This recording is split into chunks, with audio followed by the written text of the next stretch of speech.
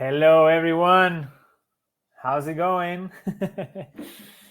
We have a Justin here on the call and myself, Alan. We're going to give people a couple more minutes to join in, but yeah, we're glad to see everybody here. Please let us know where you're tuning in from. Hola. My son, he wants to be part of the webinar too. We're tuning in from San Jose, Costa Rica. And Justin, where are you tuning in from? I'm in Southern California, so in the suburbs of Temecula, between San Diego and LA. Okay, Ventura, California. Is that close by? It's a little bit of a drive for me. in relative terms to the Earth, that seems relatively close. yeah, probably. Well, yeah. Hey, Greg from Toronto. Hey, Tim from Ventura, California.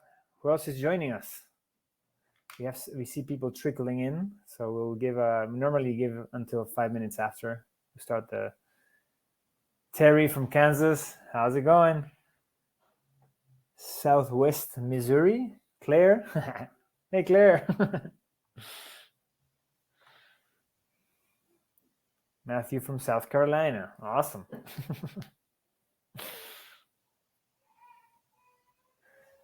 Shawana from Idaho. I think Shawana, you joined. I think it's Shauna.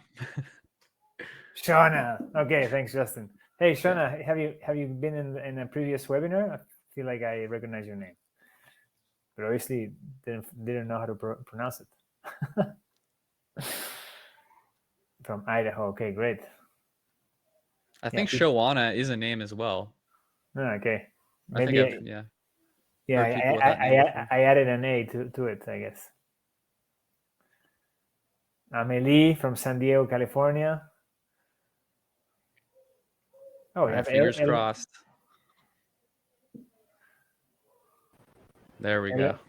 Eleanor, how's it going? How are you?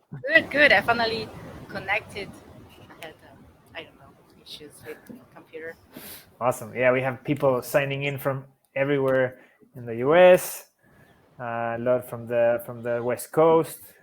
We have a person from Canada, Greg from Toronto, Canada. So yeah, and people are still coming in. So we'll give 1 more minute before we start. And also, I guess I'll give a no previous winner. Shauna is correct. Shawana not correct. Okay, thanks. And thanks, Justin, for correcting that. Because if not, I would have pronounced the name wrong all morning or all midday. All right, so yeah, this is our third public webinar. We're planning on doing these every month. We're right now alternating between Fridays and Saturdays, trying to find the right day for people. You can let us know if you want which day is best for you, if a Friday or a Saturday. That would inform us. And then Friday. Deborah. Juliet from Eastern Oregon. Okay, great. Shauna, Friday as well. Great. I guess that's why we're doing it today, and you guys are here today. So the first two webinars, the first one, it was an introduction to food forests, which is kind of like our bread and butter at Food Forest Abundance, of course, and hence the name. And then the second one was about kind of like introducing everybody to the concept of permaculture, which is, this kind of like design science and what we use to design our food forests. So today we're going to do a talk we're going to do like a do-it-yourself talk. Basically, we're going to give you tools on how to improve the conditions of your soil and your plants so they can thrive in your food forest. So if you're already growing things, you can try these techniques. And if you're not, whenever you are, you can use this. And of course, we're always open to questions. So if you have questions further on in the future, please let us know. At the end of the presentation, we'll give you information on how you can connect with us. And yeah, I think that's it. So yeah, welcome, Justin and Eleanor. Do you guys want to add anything to the intro? No, I think that was a great introduction. Thank you, Alan. Great. I agree. Awesome. She Eleanor, agrees. we hear. Okay, you agree. We hear you a little bit low, but Okay, okay. maybe I'll do my best. Cool. Awesome. All right, so I'm going to present my screen. Whoa. Whoa. Sorry about that. Now I jump there. Okay, here we go. There we go. All right, so yeah, as the name says, as the webinar name says, it's a do-it-yourself natural fertilizer webinar, and we're gonna create some context before. We're gonna talk about soil, and we're gonna talk about kind of like how soil is related to our own health as well before we go into actually the do-it-yourself webinar or the do-it-yourself part. Please, as we go through the talk, if you have any comments or questions, or or even if you have experience with this and you have your own way of doing it, please share with the chat, because we want to make these webinars kind of like interactive, and we want people to also share their knowledge and their wisdom, because that makes the presentation much richer. So yeah, let's jump into it. We're gonna start. Okay, the objective of all these courses and everything that we do is put food forests everywhere. So yeah, let's go for that mission. And yeah, we'll start with announcements, and I'll give it to Justin to rock the announcements. All right. Yeah, let's do it. Let's see. Okay, I'll let you change the slides. So, an update on the Galt's Walks tours. For those of you that don't know, these are the tours that are happening in Orlando, Florida. At Galt's Landing, it's just the Food Forest Abundance demonstration site that Jim and a bunch of other people are helping to maintain. So the tours are officially live. You can schedule a tour at galtswalks.com. Right now, they're happening 3 days per week. Monday, Wednesday, Friday. There's a morning session and also an afternoon session. And before I get into that, so before we only had the June calendar up. Now we have the July calendar, and the August one will also be available pretty soon. And due to popular demand, we will be offering virtual tours now in the future. We just need to make sure that we have someone there to film it. So and then we're going to figure out how to do it technically. But I got multiple people reach out to me making that request through Telegram. So that is something that will be offered. So you'll be able to see a tour, and then Jim and Lindsay will be available for a question and answer online as you watch the pre-recorded tour. So it's going to be an interactive experience. So hoping that you guys get a lot of value out of that. So right now, if you go to Galt's Walks, it's just for in-person tours, but the virtual ones will be there in the future. And that's about it. If you're coming out to Florida, if you had a trip planned already, or if you're wanting to book a trip out, then check us out at galtswalks.com. All right, the next announcement is the July 4th event. So Food Forest Abundance is bringing together a small but powerful group of highly conscious leaders to creatively catalyze an intentional shift in humanity. So this event on July 4th is going to be live streamed, but there's also going to be a recording available afterwards that you could watch. And what this event is about is it's presenting the business plan, for lack of a better word, for how we take our freedom back in the world. So there's tons of brainstorming sessions that have been going on as to how to create the right messaging to help people all over the world in different types of positions, to help them realize how growing food forests everywhere is going to be the largest contributor to how we take back a lot of our freedom, as far as government goes, but also take back our health freedom and become more connected with nature and the community. So it's going to be a complete business plan. It's going to be hopefully going out to hundreds of millions of people. We already have some very big speakers coming out for this event that will be at Galt's Landing, presenting in person or presenting virtually. And there's also an opportunity in the future to have, or there's also an opportunity at this event to have some really, really big speakers, such as potentially Joe Rogan and Russell Brand. But that's something we're working on right now. So stay tuned for the July 4th event. We'll be sending out a link if you want to watch it live. But if not, we'll also be sending out a link to watch the recording.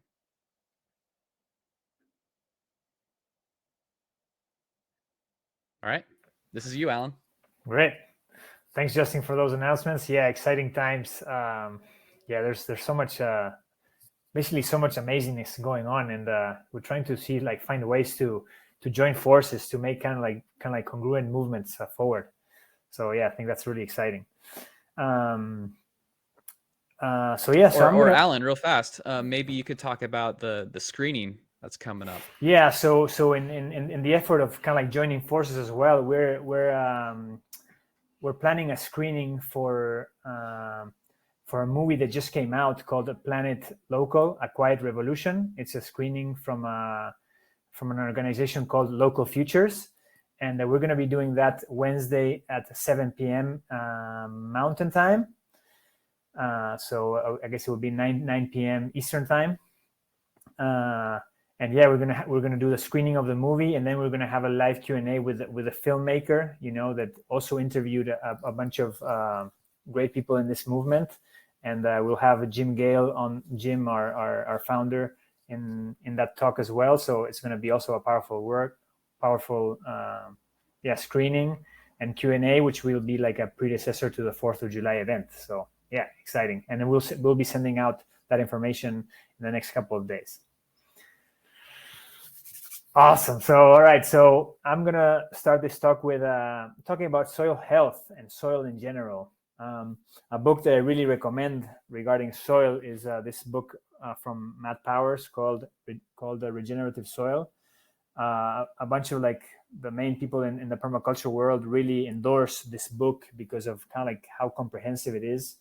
There's been a lot of science been studying in the years, and he's putting it all together, which is pretty cool. So I recommend that, but of course we don't have the time to get in all that depth right now, but let's just start. So I want to make this talk a little bit interactive. So what is soil for everybody here? Maybe you can quickly type in the chat, what is soil for you? And I'll give 2 minutes for people to respond. Maybe I can do the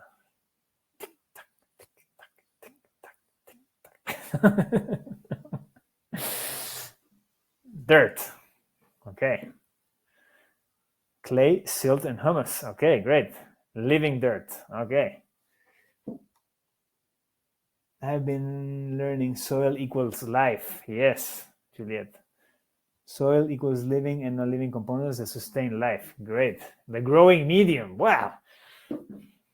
Powerful definitions. Anything else? Living life, producing energetic medicine, microbes. I need it in my gut. Yes, that's right. And Justin is going to be talking about that a little bit. God's gift for growth of sustaining life in a beautiful way. Yeah, synergistic harmony. Wow. Great definitions.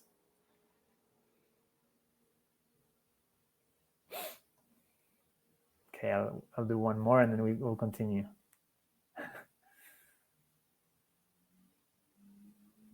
All right, let's go ahead. So yeah, great definitions. And actually Matt Powers in this book, he actually says one of the, like Greg said, it's a medium where all life is generated. So now I'm putting, this kind of simplistic definition, which is, soil is composed by air, water, organic matter, and minerals. And of course, there's, one of the main parts that is missing here from what all of you just said, which is life. And we'll talk about that here in a little bit. But first of all, I just wanted to, just get the first parts. Book and author in chat, please. Okay, I'll write that here in a sec. So basically the bone parts of the soil is the mineral part, and those are the particles that make the soil. And normally we can get a good idea of kind of like what our soil can do with this kind of like bone structure, let's say. So normally our larger particles are sand, the medium-sized particles are silt, and the smaller-sized particles are clay. And you can kind of like, determine intuitively, like if a soil is more composed of clay, those are smaller particles, so they hold things tighter, but they're like they make them like less available.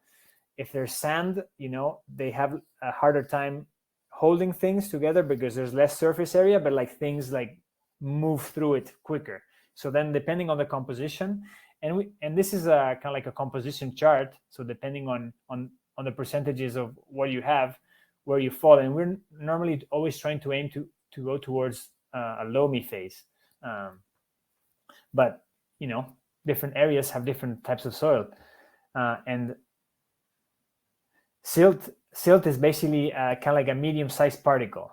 Okay, and it was marked as a question. Great. It's just the size of the particle, Mark. So that's kind of like the bone structure. Normally, like each ecoregion has like their own kind of like main types of structure, or even like depending on if it's like at the top of the hill or lower in a hill, like also like there's different compositions, and loam is just a combination of these three. Loam is a combination of these three. So for example, here you see like if it's 40% sand, 20% clay, and then 40% silt, then it's a loamy soil, right? And normally the way that you tend towards this loamy soil is by adding like organic matter and organic life, and we'll go into that. But normally this is your starting point, and none of these are bad. These are just like conditions that you need to work with. Okay, so yeah, Justin had mentioned that soil is the same as dirt. So yeah, what is the difference? Let's have 2 minutes for answers. And we already kind of like touched on that, but maybe we can squeeze our brains.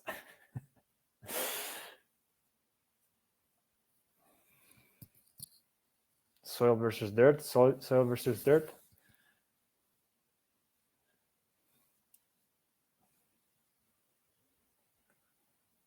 Soil is more conductive to growing. Dirt may not sustain life, whereas soil does sustain life. Yeah. Dirt is devoid of the productive capacity. Okay. Yeah, so basically soil is, so dirt is basically just the bones that we just saw, just kind of like the mineral part, and no life in it. While exactly microorganisms in the soil versus none in the dirt. So yeah, so what do you see in this picture? This, do you think that there is soil here, and what do you see in it, and what do you not see? I see love. Nice. A forest floor, yes. And what is what can you see in the forest floor? Magic mushrooms. Nice. Yes, magic mushrooms for sure. What else do you see in this picture, and what else do you know is in there that you cannot see? But first, let's talk about what do you see. How is this like yeah, mushrooms. What else do you see in the picture? Humus, living plants. Yes. Do you actually see the soil? Do you see much of the soil or no? Yeah, small showing. Very little. Yeah. So the soil is covered too. It's protected. And the parts that you can see that it's kind of like moist, right? And then of course, you could imagine natural mulch. Yeah. And you could imagine like everything that is underneath, right? All the life that is underneath that is kind of like being shown by these like plants being covered by these mushrooms. You can imagine all that too. So there's a concept called the soil food web, which is kind of like the ecosystem of the soil, which is really important for it to be there and well established for the soil to be healthy. So Elaine Ingham, which is one of the kind of like the biggest soil scientists in the permaculture world right now, she says that soil is all about life. If we have life in our soil, then life can be sustained above the soil. So again, like we were saying before, it's a growing medium of everything, right? And here we have kind of like all the food web connections in the soil that need to be present for there to be like a healthy soil food web, and for there to be a healthy soil. And all these little creatures basically not only are fertilizing the soil with their manure, and with digging holes, with letting air and water go through, but they're also making minerals that might not be bioavailable for plants bioavailable too, through like digestion and stuff like that. So whenever you're considering to put something in your soil, think about this soil food web. Is it going to be helping the soil food web, or is it going to be kind of like damaging it? And in today's talk, we're going to be specifically talking about kind of like bringing specific elements through natural plants into these soils, and into the plants themselves, so they can thrive. So yeah, that's the introduction on soil. So yeah, thanks everybody for participating. And yeah, we'll go into the law of correspondence with Justin right now.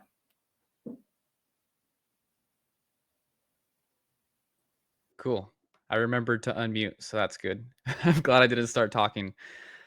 So I briefly wanted to talk about the law of correspondence. So this is a hidden law of nature where if we understand it, then we're able to understand a lot more about how health in our own bodies work, as well as how basically to grow food in a garden.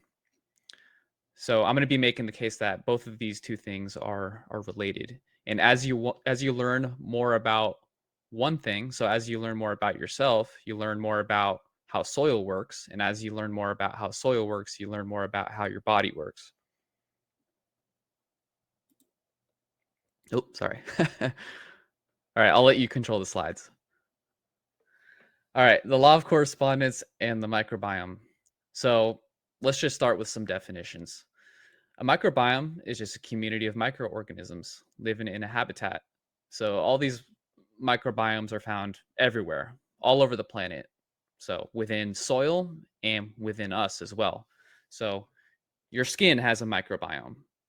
Your gut has a microbiome. And just like how those have microbiomes, so does soil. All right, next slide. So all the microbiomes on Earth are inextricably linked, which means that they can't be separated. As one microbiome gets affected, so does a different microbiome. So, for example, if the health in our soil suffers and the microbiome in the soil isn't as diverse, then when we consume the food that is taken in from that soil, it's not going to help to produce the diversity in our own microbiome that we need to produce optimal health. So that's an example of a way where the microbiome of the soil is linked to our own microbiome.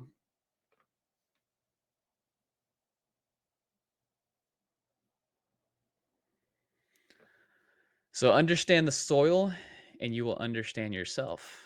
Understand yourself and you will understand the soil. So it's very important to create a diversity of microorganisms within a microbiome. Because if you do this in the soil, if you have very healthy soil with a lot of diversity, then you'll be able to grow a variety of different plants. And you'll have a much more impressive, healthy food forest as a result. So you'll get abundance that way. But the same thing applies to our bodies, where we will experience an abundance of energy and of good health if we have that diversity in our own microbiomes as well. So it's really interesting to think about. We want that diversity everywhere. That's where the strength comes from.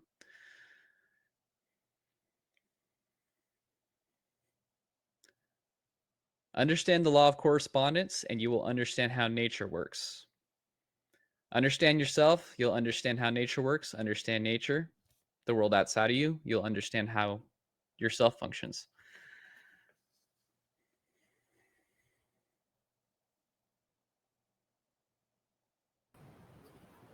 Okay, so thank you very much, Justin, for this beautiful talk. I just want to ask you a question. Can you hear me better like this? Hear me better like this? Like that. Like that. Okay, let's do this. So, we're going to talk right now about how to do biostimulants for the garden. It's really an easy task to do. So as soon as we finish this chat, you can go into the garden, cut some plants, and just do it yourself. So that's great. That's what we want. We want to empower you. And let's get into this mini course.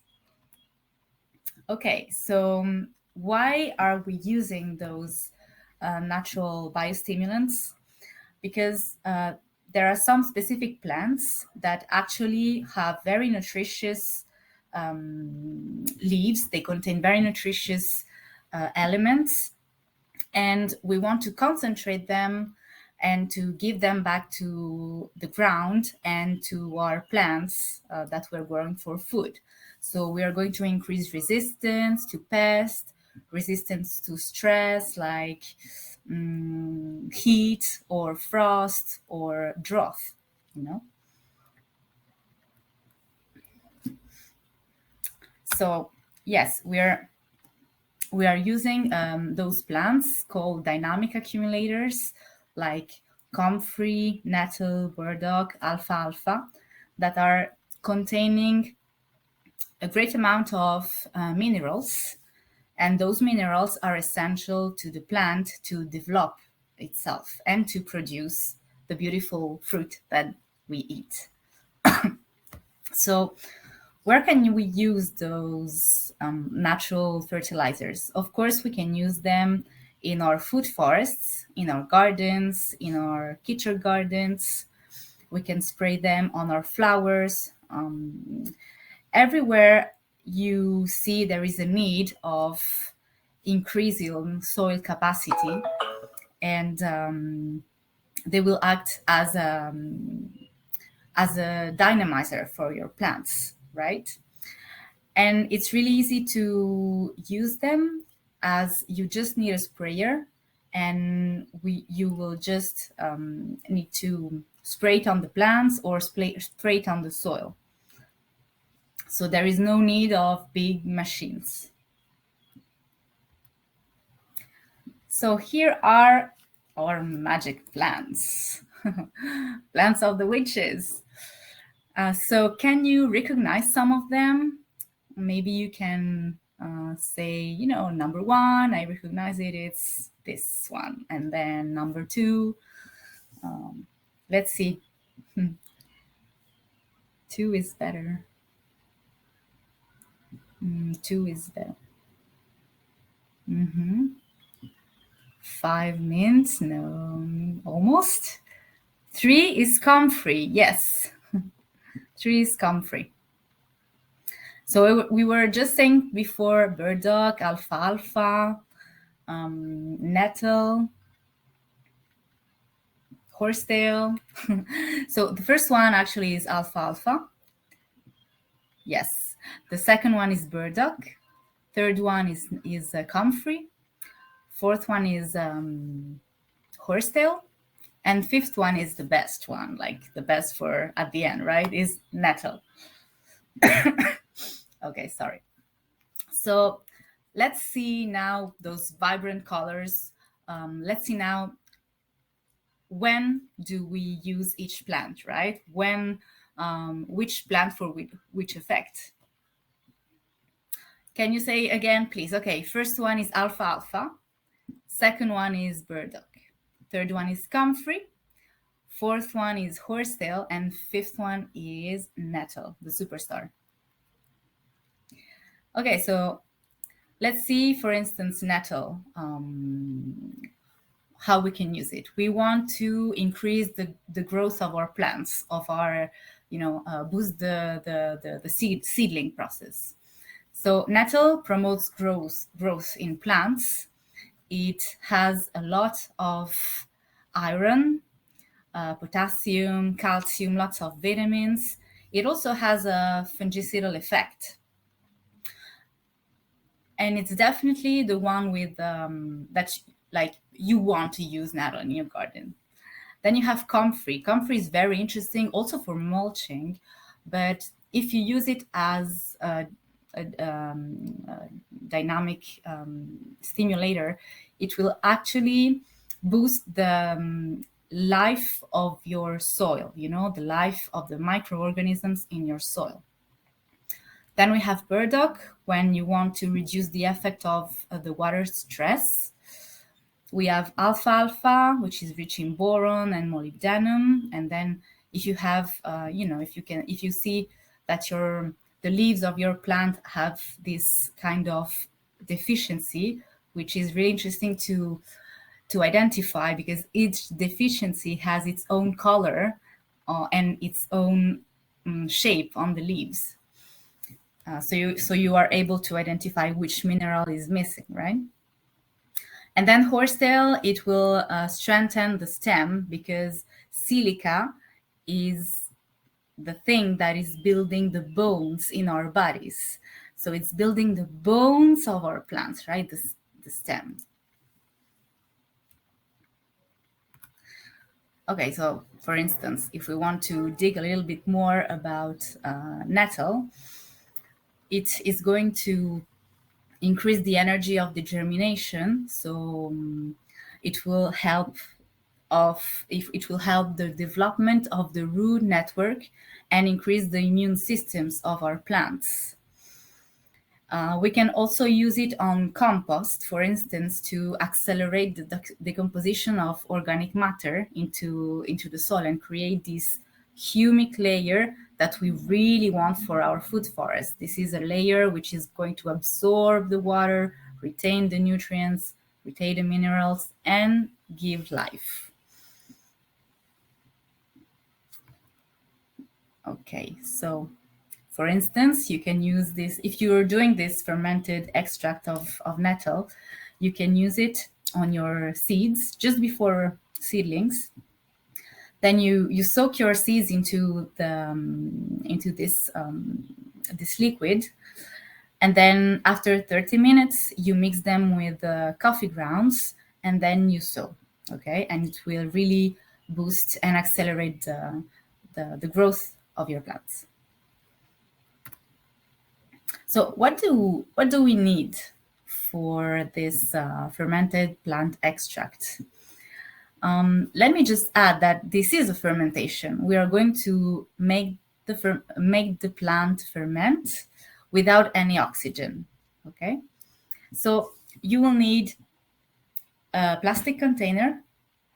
It has to be non-transparent, because we don't want the light to penetrate into our solution, because it's going to create some different reactions that we don't want.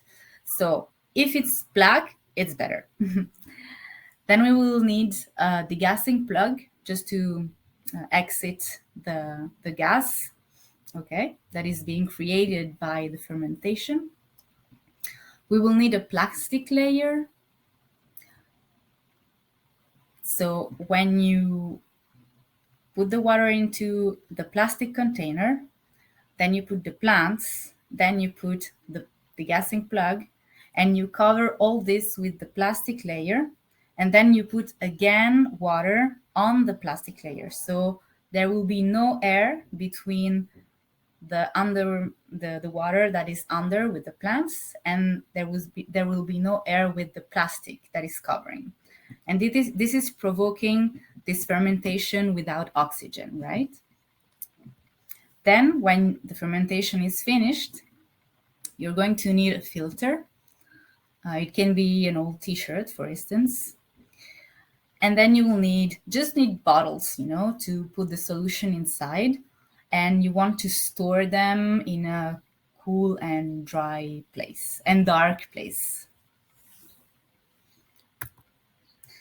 So let's see now the 6 basic steps that we want to do and that you are going to do just after this webinar, right? So step 1, harvest the plant. So you can just cut the whole plant. You can do it preferably in the morning. And then you take it all and you mix for 1 kilogram of whole fresh plants. You put them into 10 liters of rainwater, okay? And the solution gets 10% diluted. And this solution, we can dilute it more in water than before using it, or we can just spray it like this. You will see little by little as you spray it on your plants, how your plants react, right? But this one is 10% diluted, so it's already fine to use like this. So when you have your plants into the plastic container mixed with water, you really want to keep them covered with that plastic layer, and then you let them macerate without stirring.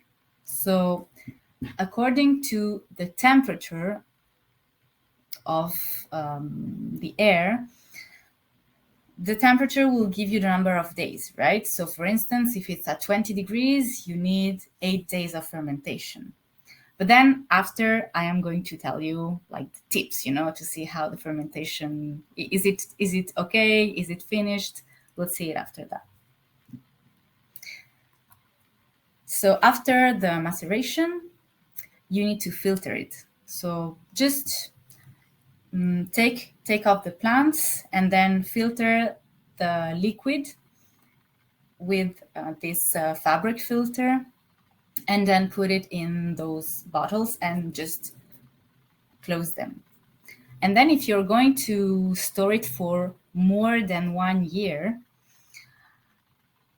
in this whole 10 liters of quantity of liquid, you can add a preparation that you mix apart with 5 milliliter of rosemary camphor essential oil mixed with 5 milliliters of vegetable oil and a teaspoon of organic soap. So this is going to create a layer on top of the solution, and air is not going to enter the solution. So you won't have any kind of fermentation or oxidation of your solution, okay? And then if you want to spray it, it's preferable if you do it in the morning with a sprayer. In the morning, the little pores of your plants are open, so they are ready to receive this solution, and then just make it circle into their body and get the best energy out of it.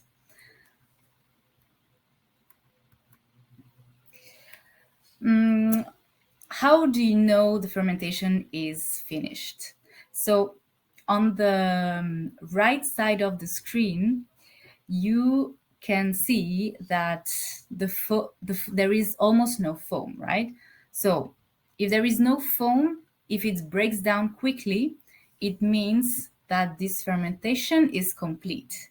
But if you still have this thick foam that doesn't want to break down, it holds together, the fermentation is still in process. So maybe you can wait 1 or 2 days, before filtering all of it. So now you're ready to do it yourself. So who is going to try this one soon? And what kind of plants do you have in your backyard? Let's see. Let's do a little survey here.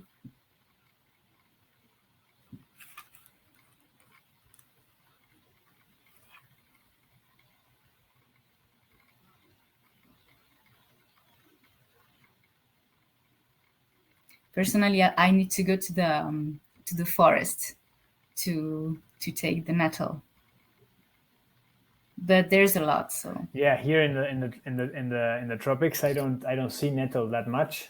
So I'm thinking maybe Mexican sunflower could maybe work. okay, I'm thinking of others right now. sure. I think it's full of phosphorus. Yeah, phosphorus. That is something that it's not really present in the vegetable world. It's more like with bird manures or Mexican sunflowers are good. Yeah.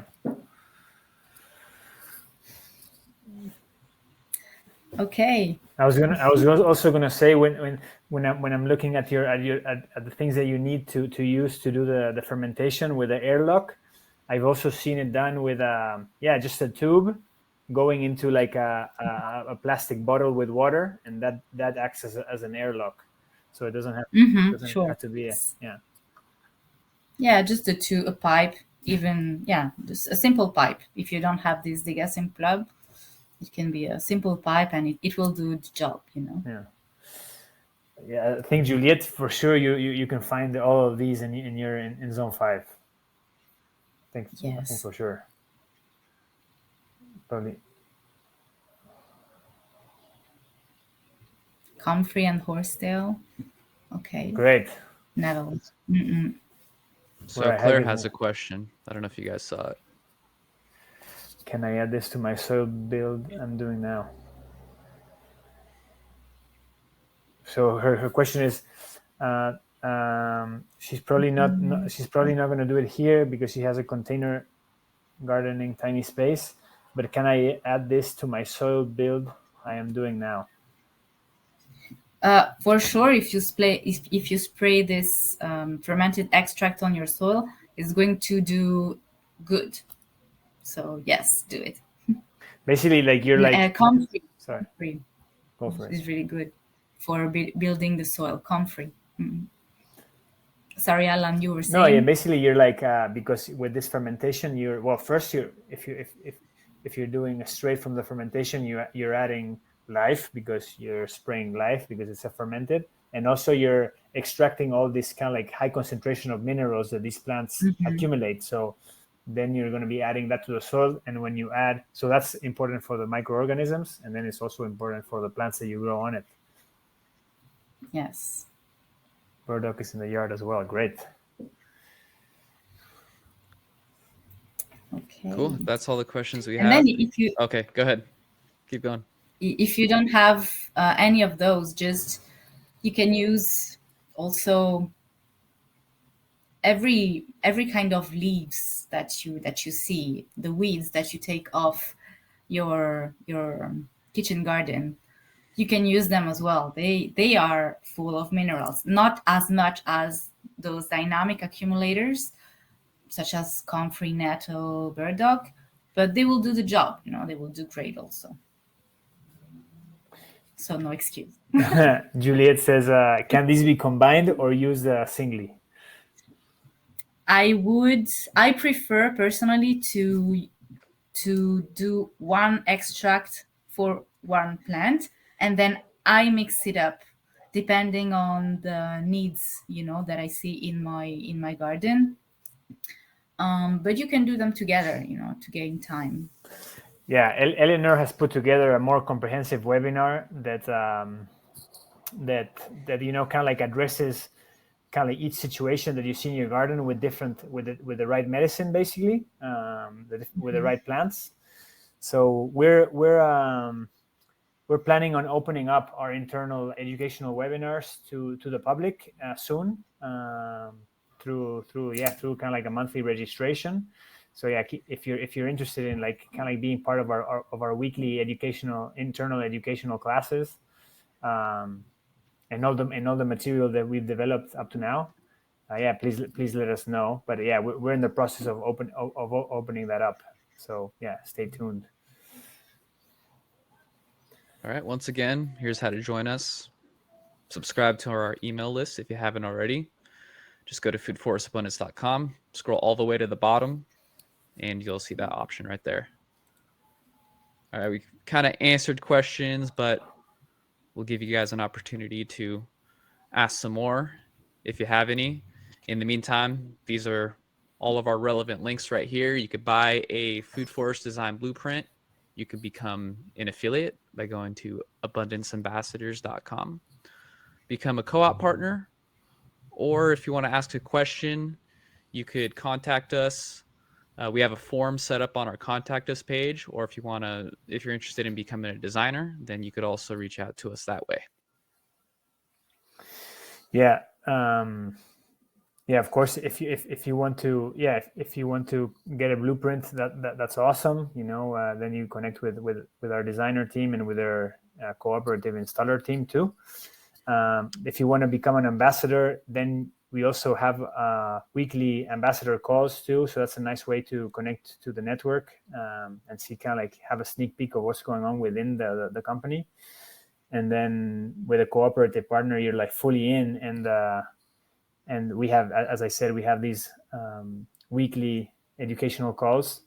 So then you get to know everybody else. You get to answer. You get to ask questions. You get to also sometimes share your experience too. We try to do it as we said, like really collaboratively. So yeah, and just for clarification, this is an old slide. So if you go to foodforestabundance.com, if you want to design, it's not buy blueprint. You just want to click on buy a custom design. So the wording is just a little bit different, just so you know. Click on buy a custom design. Great. Yeah. Any other questions that you might have? It can be related to the class or related to something else. We have another 10 more minutes. We can go over them if you want.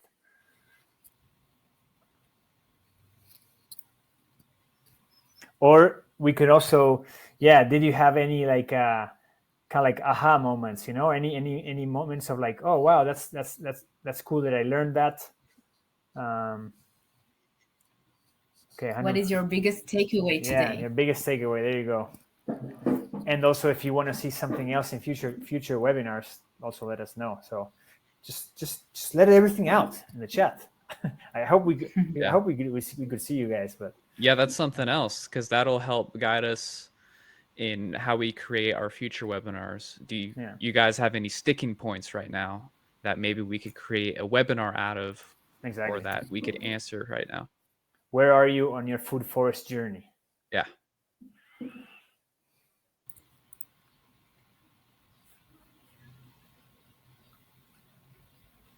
Eleanor, there's a question for you there. For fermentation, is it best to place it in the shade or the sun? I usually place it in the shade because I want to control more the temperature. Like temperature, if you put it in the sun, is going to have high and lows, and it's not going to do a nice and regular ferment. Like your microorganisms are going to be stressed in some way, but I prefer to store it really like in the garage, like you have constant temperature, and it's going to take the time, maybe 6, 7, 8 days, but the temperature is more regular. So I advise to do it like in shade, in a place where there's not a lot of bounces in temperature. Yeah, the microorganisms are sensitive to temperature, so yeah, so having it.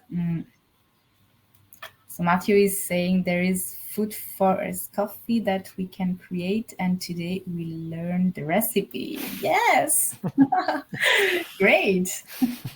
Food forest tea, food forest coffee. Next time, I don't know. It's going to be maybe some alcohol because there's fermentation. Yeah.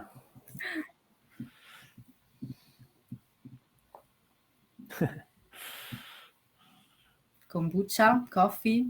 It's like a kombucha coffee. Yeah, more or less. Okay.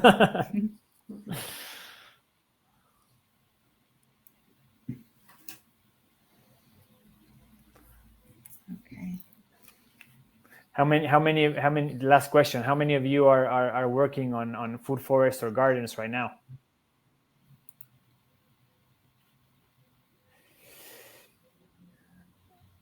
Matthew, great. Shauna, great. Yeah.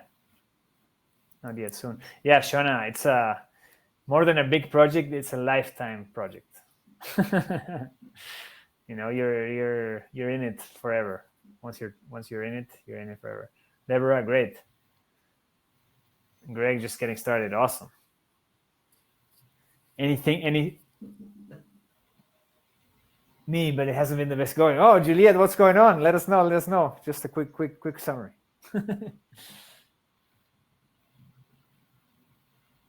I have a small graveyard. Where were you? 500 square feet of yards to fill in, I guess.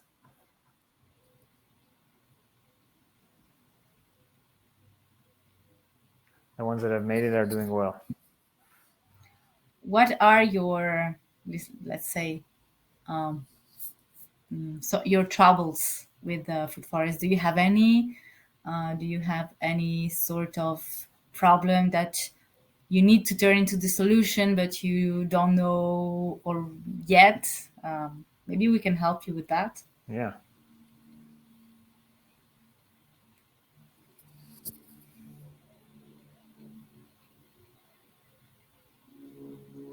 Labor shortage. Well, there's a permaculture principle to use small and slow solutions. So you know, you can always just do just a little bit at a time. Invite your neighbors. Yes. Tell them that there's going to be some nice work to do with the plants and everything, and they're going to learn so much, and then everyone brings something to eat. Potluck. And then you just do a big gathering in your garden, and then you do a big picnic, children, kids playing around. Everyone is happy. You bring social life together, and they help you in the garden. So Awesome. Juliet, did you do annual plants or did you do perennial plants too? Do you have is it raining where you're at, or I'm focused right now on getting my city councils to stop outlawing food? That's awesome. Great work, Juliet. Been weird weather. Yeah, that could be the issue.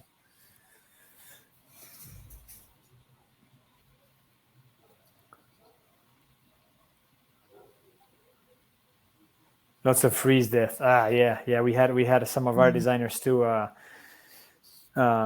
Starting their garden a little bit early, thinking that the last frost was done, and then the freeze came. So that's yes. Okay, polytunnels. That's great. And mulch, also mulch. Yeah, mulch. The ground. Use different strategies, on the vertical side. Resilience. More strategies, more resilience. Also, if there's frost, you can put black stones on the ground, so they will capture the heat, of the sun, of the air, and give it back to the plants in the cold nights. So you can use those black stones to catch and store this heat.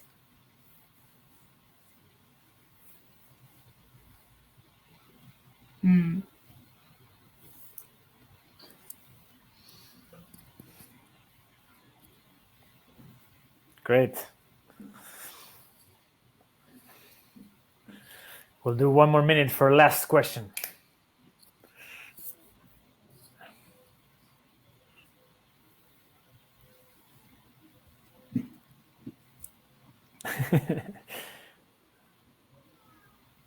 Water jugs. Yeah, water jugs is a good idea too.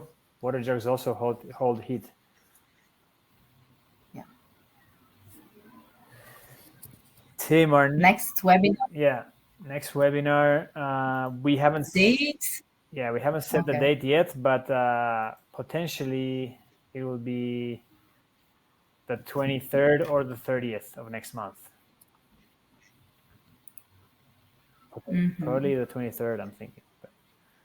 But we'll keep you posted. Yep. There he goes there. Yeah.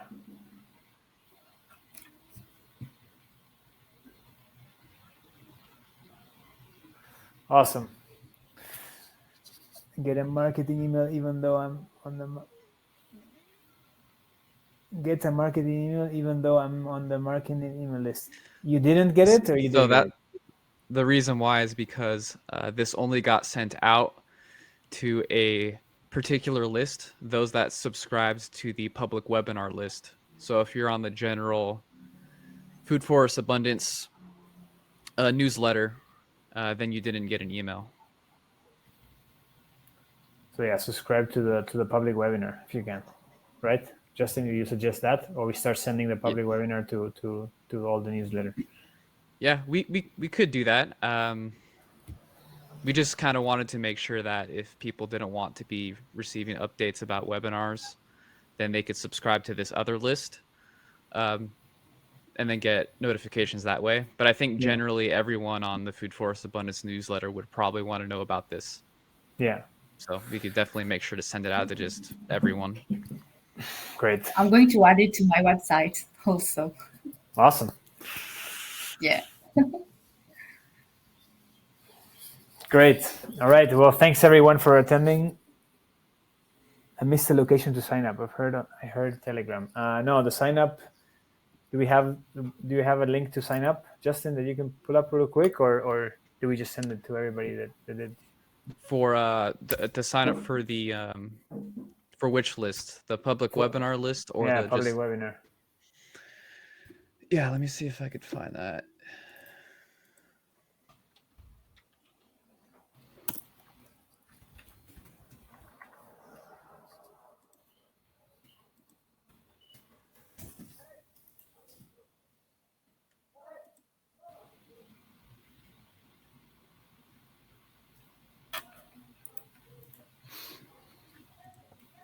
Okay, I think I got it. Okay, yeah, it should just be a Kmail email or a Kmail link. Yeah, so here's the email that I just put in is the to subscribe to the public webinars, so you get the emails.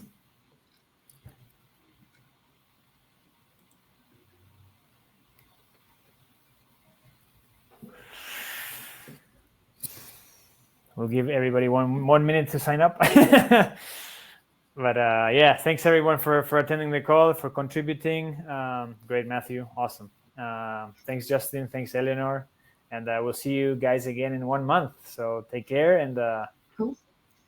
until the next time, if you guys want to say some last words, Justin and Eleanor. I think that's about it. Thanks for everyone that came. It's always a pleasure. And well done, Alan and Eleanor. I always enjoy doing those webinars, and it's so nice to see the interactions. So thank you for being here and giving us that feedback. Awesome. Ciao, everyone. Bye. Bye.